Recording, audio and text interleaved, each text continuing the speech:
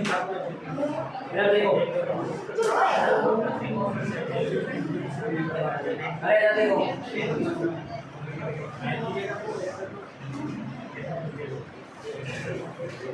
बताओ पहले वो सवाल कराओ या फिर वो टॉपिक करा दो? पहले सवाल कराओ, टॉपिक कर लेते हैं। देखो कूलॉम नियम द्वारा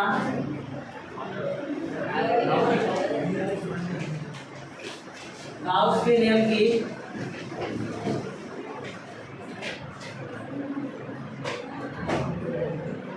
उत्पत्ति।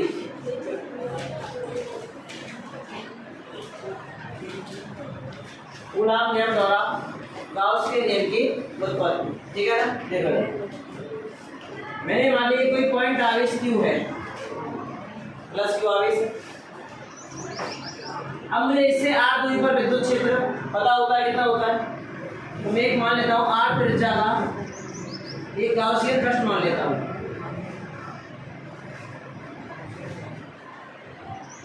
r त्रिज्या का गोला का क्या मान लिया मैंने? गाउसियन पृष्ठ। तो माना Q एक बिंदु आवेश है, बिंदु आवेश है। हमें पता है कि इस आवेश द्वारा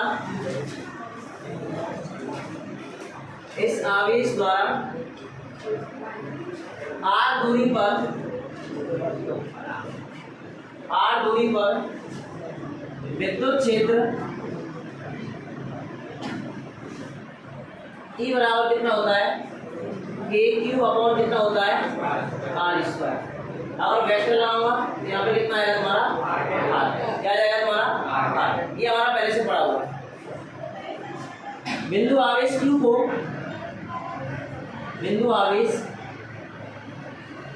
को परिबद्ध करने के लिए, तो गाउस का नियम लागू किसके लिए होता है? परिबद्ध आवेश के लिए होता है। तो मुझे इस आवेश को क्या करना पड़ेगा? परिबद्ध करना पड़ेगा। बिंदु आवेश Q को परिबद्ध करने के लिए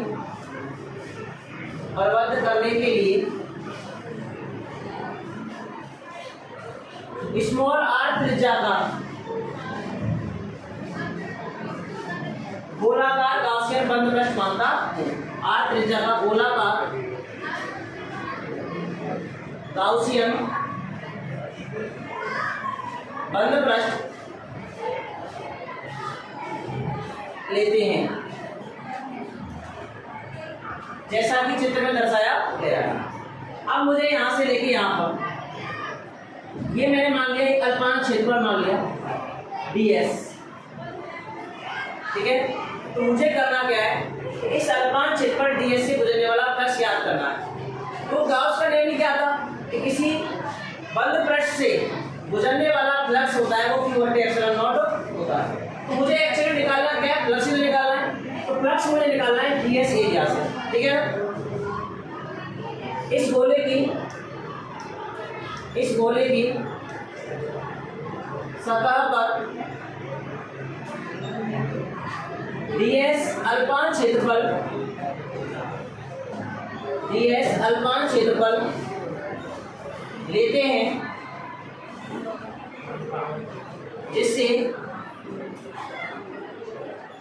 गुजरने वाला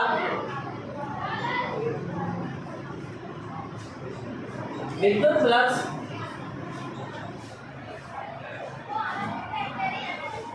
d5 होगा। ठीक है भाई, हमें इस ds अल्पांश से लेना है, तो फ्लक्स d5 बराबर कितना है बताओ? E वेक्टर डॉट कितना आएगा तुम्हारा? ds वेक्टर आएगा कि नहीं आएगा? यहाँ से d5 बराबर E का मान कितना है?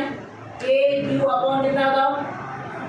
R स्क्वायर या R के डॉट ds। ये जो पृष्ठ है ये हमेशा जो इसकी दिशा होगी इसके तल के लंबवत होगी, तो ds और साथ में क्या आएगा तुम्हारा? R है। R डॉट R कितना हो जाएगा? 1। I का I से करते कितना आता है? J का J से करें कितना आएगा? खुद का खुद से करें कितना आएगा तुम्हारा? 1 ही आएगा यहाँ से। तो यहाँ से d5 बराबर कितना आएगा तुम्हारा? अच्छा, k को मैं ऐसे लिख दूँ 1/4πε0, कोई दिक्कत किसी को? आर स्क्वायर है ये, ऊपर क्यू है, यहाँ कितना बचेगा ds। ये जो मान आया है समीकरण नंबर 1, ये कितने अल्पांश से आया है? ds अल्पांश से आया है। ऐसा ही एक ds अल्पांश यहाँ होगा, ऐसा एक ds अल्पांश यहाँ होगा। इस प्रकार से सभी ds अल्पांशों का अगर मैं क्या निकाल लूं, विद्युत फ्लक्स निकाल लूं और सबका क्या कर दूं मैं योग कर दूं, सदिश योग नहीं साधारण योग। क्यों? फ्लक्स कैसी राशि है? अदिश राशि है। कैसी राशि है फ्लक्स? तो अदिश राशि का योग कैसा होता है? साधारण योग होता है। इसी प्रकार गोले के पृष्ठ पर या सतह पर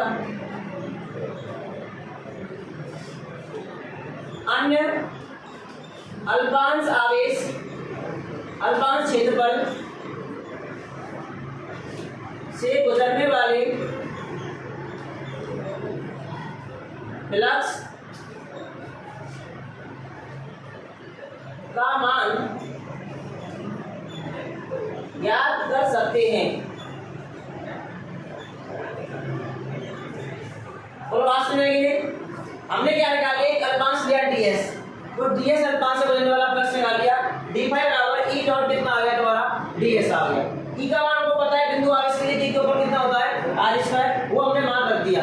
ये के ऊपर r स्क्वायर दिशा क्या है? r कैप, यानी त्रिज्यीय दिशा में। ds की दिशा भी क्या होती है हमेशा? त्रिज्यीय दिशा में। तो r डॉट r का मान कितना आ गया तुम्हारा? 1। बाकी k को मैंने क्या लिख दिया? 1/4 पाई एप्सिलॉन नॉट लिख दिया। तो यहां से आएगा तुम्हारा 1/4 pi epsilon not r square q into कितना आ गया? ds। लेकिन ये कितने क्या है? इस ds के लिए है। इस पृष्ठ पर ऐसे ds यहाँ, ds यहाँ, ds यहाँ, ds यहाँ, सबको मिला के क्या बन जाएगा तुम्हारा? पूरा गोला हो जाएगा। तो कुल विद्युत फ्लक्स, कुल विद्युत फ्लक्स, इसको मेरा बोलूंगा फाई, ऐसे दूंगा समेशन ऑफ d फाई, सबका प्लस जोड़ दूंगा d phi 1, d phi 2, d phi 3, d phi 4, मुझे क्या मिल जाएगा? कुल फ्लक्स मिल जाएगा। यहाँ से क्या आएगा तुम्हारा? यहाँ लिख दो, यहाँ से आएगा phi equal to summation d by 1 कितना है? 1/4 pi epsilon not r square, यहाँ कितना था? q into ds। क्लियर है? यहाँ से फाई बराबर 1/4 pi epsilon not r square. बोलो क्या r बदलेगा? यहाँ पर r तो फिक्स है क्योंकि त्रिज्या ही तो है। यहाँ क्या बचेगा? समेशन ds, ये तो बचेगा।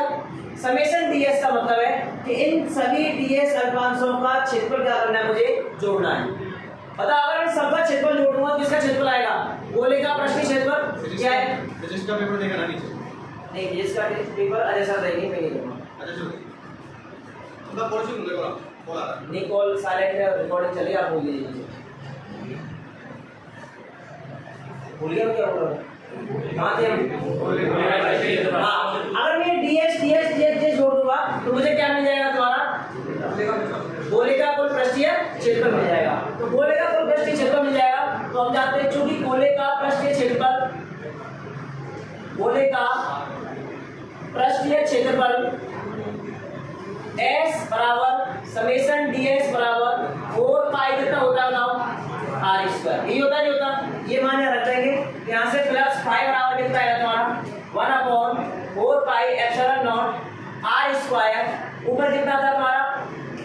अरे क्यू रह गया ना, क्यू यहाँ पर आ गया इनटू 4 पाई और साथ में कितना आया? r square. 4 पाई से r स्क्वायर से कितना बचा? क्यू अपॉन कितना बचा? यही तुम्हारा क्या है? गाउस का नियम है कि नहीं? गाउस का नियम यही पढ़ा था हमने। यहाँ पर आ गया phi equal to Q upon क्या आ गया? Epsilon not. इस प्रकार से कूलॉम के नियम से हम गाउस के नियम की क्या कर सकते हैं? व्युत्पत्ति कर सकते हैं। और बात समझ आएगी?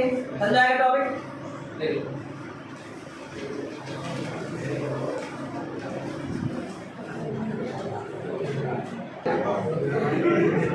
हाँ भाई, देखो ये कूलॉम के नियम द्वारा गाउस के नियम की उत्पत्ति है। अगर किसी ने किताब पढ़ी होती, जब आप गाउस का नियम हेडिंग देखेंगे ना तो उसकी पहली चालान यही था। इसका मतलब है कि आपने किताब नहीं पढ़ी है ना। वो तो मैंने जाके खोल लिया, एक बार देख लेता हूँ, कुछ कह तो नहीं गया।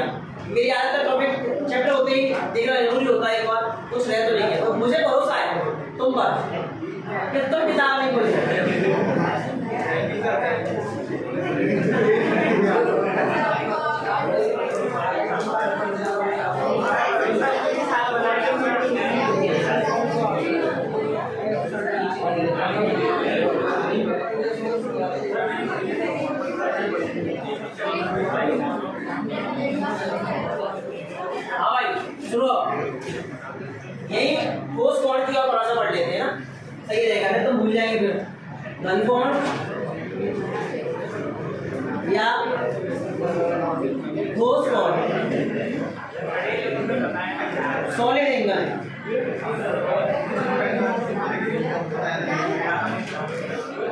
अगर आप किताब बोलते तो ये भी मिलता तुम्हें, और आपको मिलता है किताब के नीचे जो पीछे हाशिया होता है खाली जगह, वहाँ स्टार लग के लिख रहा है प्रवास। सुनो, ये कोई डीएस अल्पांश है, चलो पहले ये बिंदु इसका, ये बिंदु, ये बहुत सारे बिंदु हो गए होंगे इसमें। अगर इन सभी बिंदुओं को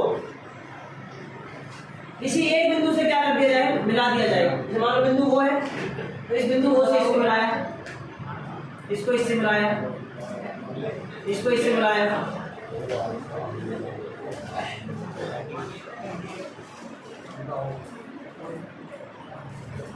इस प्रकार से।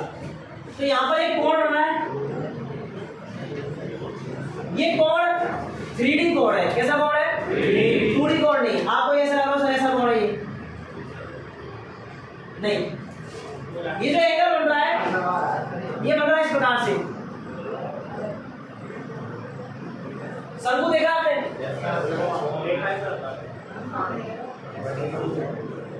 ये जो एंगल है, ये एंगल ही तुम्हारा क्या है? घन कोण है। ये एंगल ही क्या है तुम्हारा? घन कोण। जब आप टोपी देखते हो, बर्थडे वाली आती है, तो उसका एंगल हमेशा ऐसे होता है वृत्ताकार। क्यों बोला? क्योंकि आप जब टोपी देखते हो तो टोपी का ऊपर हिस्सा है, वृत्ताकार जो भाग है, उसके प्रत्येक बिंदु को मिलाया है, उसके सेंटर से मिलाया गया है। तो यहाँ पर भी क्या गया है, इस पृष्ठीय क्षेत्रफल के प्रत्येक बिंदु को किसी बिंदु पर मिलाया जाए, तो इस प्रकार बनने वाला कोण क्या कहलाएगा? तुम्हारा घन कोण कहलाएगा। इसका जो फॉर्मूला है, वो फॉर्मूला भी याद होना चाहिए आपको, डी ओमेगा। किससे प्लस करते हैं इसको? D omega. यहाँ पर आता है D S cos theta upon कितना आता है? R square. कितना आता है? D S cos theta upon कितना आएगा? R square. अगर हम गोले की बात करेंगे, किसी गोले द्वारा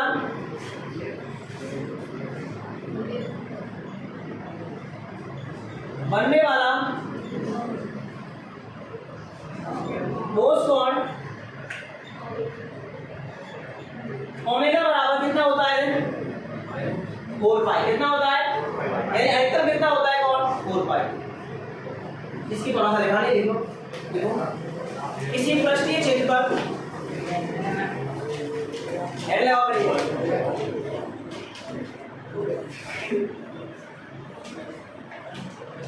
इसी पृष्ठीय क्षेत्रफल के सभी बिंदुओं को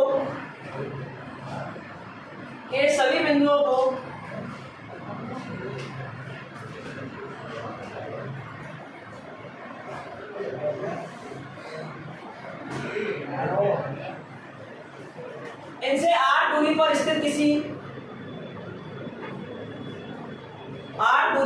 किसी बिंदु से मिलाने पर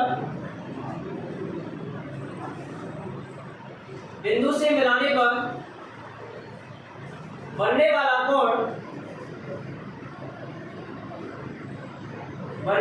कोण घन कोण कहलाता है। घन कोण कहलाता है।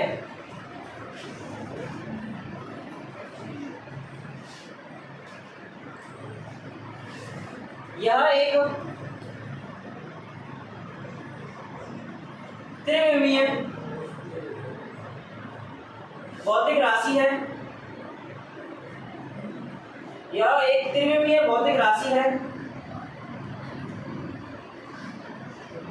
इसका मात्रक क्या होता है बताएगा? स्टेरेडियन। इसका मात्रक स्टेरेडियन होता है।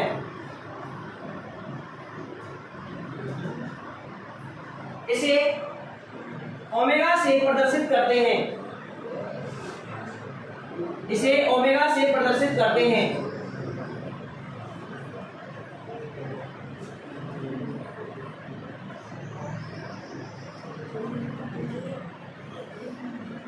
ये डायग्राम बनाएंगे, पहले डायग्राम बना के ये बनाएंगे, ये डायग्राम और फिर ये पूरा लिखना, पहले ये फिर ये फिर ये फिर लिख लो।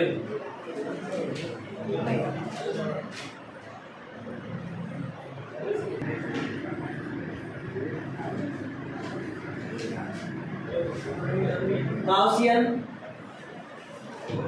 ट्रस्ट,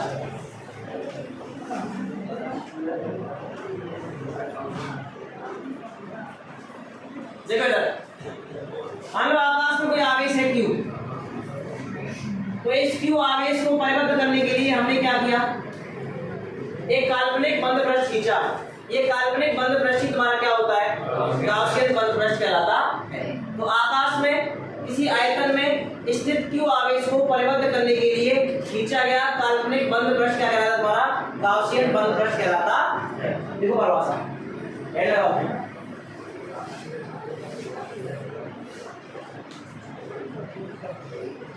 देखिए आकाश में स्थित किसी आवेश को परिबद्ध करने के लिए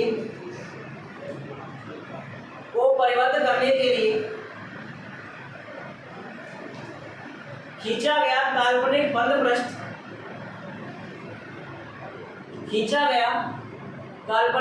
पृष्ठ,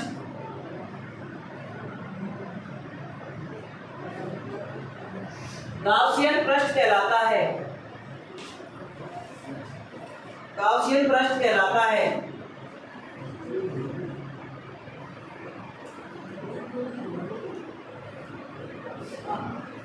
डायग्राम बना लो, ये वाला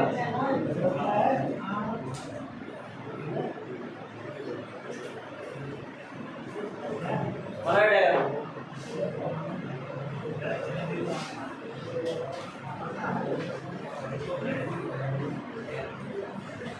ठीक है भाई,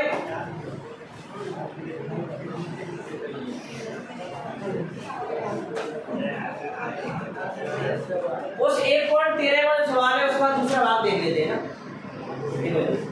क्वेश्चन 1.13 था, इस प्रकार से था, ध्यान देना भाई ना, उसमें देखो लिखा हुआ क्वेश्चन पहले से, चलो सॉल्यूशन लिखना है आपको। ये प्लस था, ये माइनस था, इसका मतलब इधर तुम्हारा क्या था, विद्युत क्षेत्र था, ऊपर से कहा थी नीचे।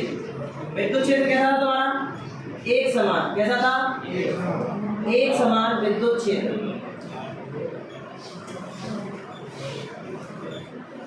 ये केवल सवाल ही नहीं है, यहाँ से कॉन्सेप्ट निकल के आएगा, उसको यूज करेंगे हम, ठीक है ना। देखो यहाँ से आवेश जा रहा था, ऐसे गया था, यहाँ से एक आवेश और था, यही था, और यहाँ से एक आवेश और था।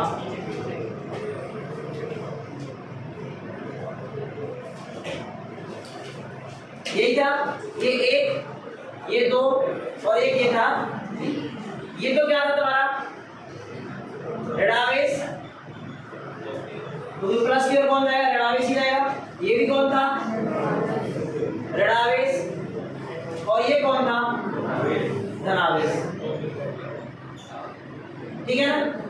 अच्छा, इनका स्टार्टिंग पॉइंट मान लेते हैं ये था, मतलब तीनों एक जगह से स्टार्ट होगा, उसके बाद की बात आ रही है, ठीक है ना। इस प्रकार से मतलब ये भी यहाँ से जाएगा, ये भी यहाँ से जाएगा, तो यहाँ से मैंने ये मान ली, यहाँ पे यहाँ से ये मान ली, मतलब ये विस्थापन हो गया y दिशा में।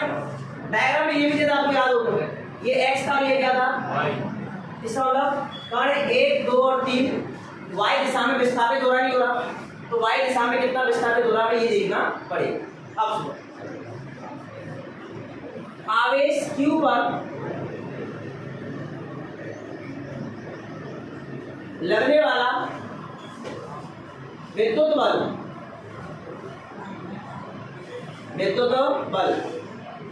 F बराबर कितना होता था, QE, कितना होता है बराबर QE। अच्छा, चूंकि F बराबर क्या होता है, ME, कितना होता है, समीकरण 1 व 2, समीकरण 1 व समीकरण 2 से आप Q बराबर कितना आएगा, ME, तो A बराबर कितना आएगा हमारा, QE कोई दिक्कत इसी में इसमें? ये समीकरण नंबर कितना आ गया तुम्हारा? मैंने मान लिया इस कण का जो गति कर रहे हैं तीनों ही कण, इन तीनों कणों का x दिशा में, कौन सी दिशा में? तीनों कणों का किसी समय t पर वेग vx है। x इसलिए लगाया कि वेग कौन सी दिशा में लिया है मैंने? x दिशा में। कण कौन सी दिशा में गति कर रहा है? x में तो कर रहा है, उसके बाद तो वो स्थापित हुआ है। तो मुझे बताओ यहाँ से यहाँ पहुँचने में समय कितना लगेगा? तो समय बराबर होता है तुम्हारा दूरी बटे 4। मैंने मान ली इसकी जो लंबाई है प्लेटों की, लंबाई कितनी है? l। मैंने मान ली इसका मतलब कण को यहाँ से यहाँ जाने के लिए कितनी दूरी तय करनी पड़ेगी? l दूरी करनी पड़ेगी। तो l बटे क्या आएगा तुम्हारा? bs।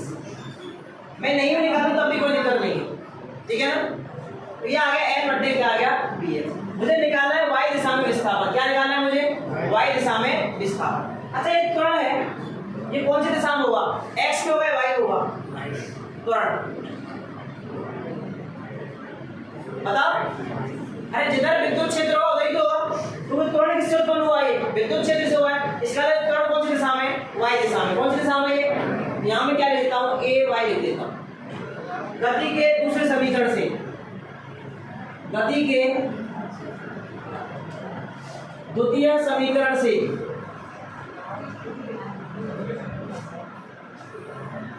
y बराबर कितना होता है? ut plus 1/2 at²। यही होता है। अच्छा मुझे बताओ क्या y दिशा में प्रारंभ में कोई वेग है क्या? क्या y दिशा में गति कर रहा है प्रारंभ में? इस मतलब ये मान तो कितना हो जाएगा तुम्हारा? यहाँ से y बराबर कितना आएगा? 1/2 ay और साथ में कितना आएगा? t²। y बराबर कितना आया? 1/2 ay का मान कितना है? q e बटे कितना है तुम्हारा? m इंटू l का मान कितना है? p का मान कितना है? l बटे कितना है तुम्हारा? ये तुम्हारा है स्क्वायर। अच्छा l तीनों आप इसके लिए बराबर है, x दिशा में तीनों की 4 के बराबर है। e एक समान विद्युत क्षेत्र है, इसका मतलब e l और vx तीनों कैसी राशि हैं? स्थिर राशि हैं। q बटे m हमें निकालना है क्योंकि हमें पूछा है आवेश द्रव्यमान अनुपात। इसका मतलब मैं कह सकता हूँ इस समीकरण से y समानुपाती क्या है तुम्हारा? q upon n। बोलो कैसे समझ? 1/2 कैसे है तुम्हारा? फिक्स है। e एक समान विद्युत क्षेत्र बोला है तो ये तो एक नियत रहेगा। l इसकी लंबाई है प्लेट की, वो फिक्स है यहाँ से आता। vx है तो सभी तीनों की चाल कैसी है? समान। इसका मतलब l समान हो गया, vx समान हो गया और क्या समान हो गया? e। q बटे m हमें ज्ञात करना है और y यहाँ पर है, इसका मतलब y समानुपाती क्या है तुम्हारा? q बटे m। यानी जिसके लिए y का मान ज्यादा होगा उसी के लिए q अपॉन m का मान क्या होगा? ज्यादा होगा। जिसके लिए y का मान ज्यादा होगा उसके लिए q अपॉन m क्या होगा? ज्यादा होगा। तो मैं कह सकता हूँ कि q अपॉन m समानुपाती किसके हो गया? बताओ। विस्थापन। किसका आ गया? विस्थापन। समझ आया कि नहीं आया? अब डायग्राम में देख लो कि कण 1 कण 2 कण 3 में कौन सा क्षेत्र विस्थापित हो रहा है? कौन हो रहा है? इसका मतलब y का मान सबसे ज्यादा किसके लिए है? तीसरे कण के लिए। इसका मतलब है q अपॉन m कण 3 के लिए सर्वाधिक होगा। बोलो बात समझ आएगी? आपको ये रिजल्ट याद रखना है। पेपर में डायग्राम बना के देगा आपको, ऐसे दे देगा बिल्कुल, और यहाँ पर आपको y के मान देगा। एक बार देगा 5 सेंटीमीटर, एक बार देगा 10 सेंटीमीटर, एक बार 15 सेंटीमीटर। वो आपसे पूछ लेगा बताओ कि q अपॉन m का मान किसके लिए अधिक होगा। तो आपको सब कुछ नहीं करना, आपको याद रखना है जिसके लिए विस्थापन ज्यादा होगा उसके लिए q अपॉन m क्या होगा? ज्यादा होगा। यहाँ से हमारा सूत्र क्या हो गया? q अपॉन m समानुपाती क्या आ गया तुम्हारा? विस्थापन। बोलो बात समझ आएगी नहीं है? क्लियर है? इससे ज्यादा नहीं पूछेगा क्योंकि विद्युत क्षेत्र को एक समान ही देगा। बात समझ आएगी नहीं? अच्छा एक बात देखिए और डिस्कस कर लेता हूँ क्या दिक्कत आ रही है। अब इतनी बात आ रही है, ठीक है ना?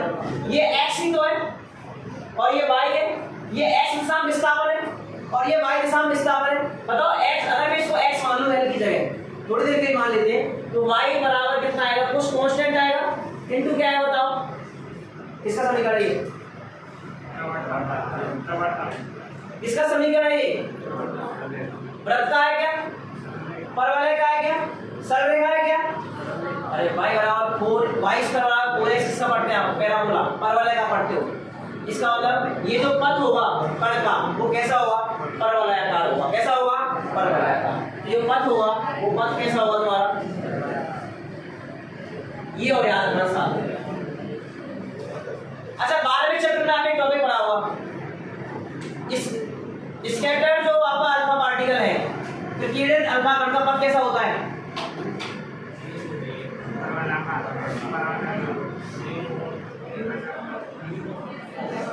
मैं क्या पूछ रहा हूं? जो कण आपने अल्फा कण प्रयोग पढ़ा उस अल्फा कण प्रयोग में जब अल्फा कण आता है तो विच्छेदित होता है, कुछ ऐसे आता है और ऐसे निकल जाता है। उसका पथ कैसा है? गलत, अति परवलयाकार। कैसा होता है उसका पथ? डायग्राम देख के सर ऐसा ही तो था उसमें। अरे इक्वेशन देखो क्या है, यहाँ पे इक्वेशन y बराबर कितना है? c एक्सिस पर आया ना, ठीक है ना? तो यहाँ तो परवलयाकार है, लेकिन जब चैप्टर 12 पढ़ते हैं तो वहां पर जो अल्फा कण होता है प्रकीर्णित उसका पथ कैसा होता है? अति परवलयाकार। कैसा होता है उसका पथ? ये किताब में लिखी हुई है, पढ़ लिया होगा, ठीक है ना? ये लिख लो भाई, ये है तुम्हारे, ठीक है? अभी टाइम तो है। हाँ भाई सुनो, एक एग्जांपल दिया है किताब में ना, किया भी हो शायद आपने, नहीं भी किया है। एक घन दिया हुआ है आपको,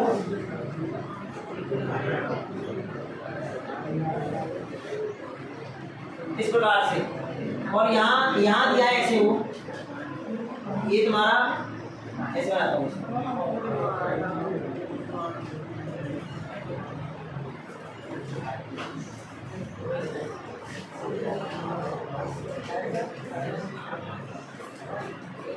ऐसे दिया है ना। एक सवाल दिया है ऐसा, यहाँ से इसकी दूरी 0 हो गई, इसकी दूरी कितनी दी है उसने? a दी है, और कुछ विद्युत क्षेत्र का मान दिया है E बराबर x की घात 1/2, कुछ ऐसा दिया है। देख लेना एक बार सवाल, वो विद्युत फ्लक्स पूछ रहा है। ये दिया है I दिशा में, हाँ दिया है I के। इसका मतलब है वो केवल इस पृष्ठ से गुजरेगा और पीछे वाले पृष्ठ से गुजरेगा, क्या ऊपर वाले से गुजरेगा?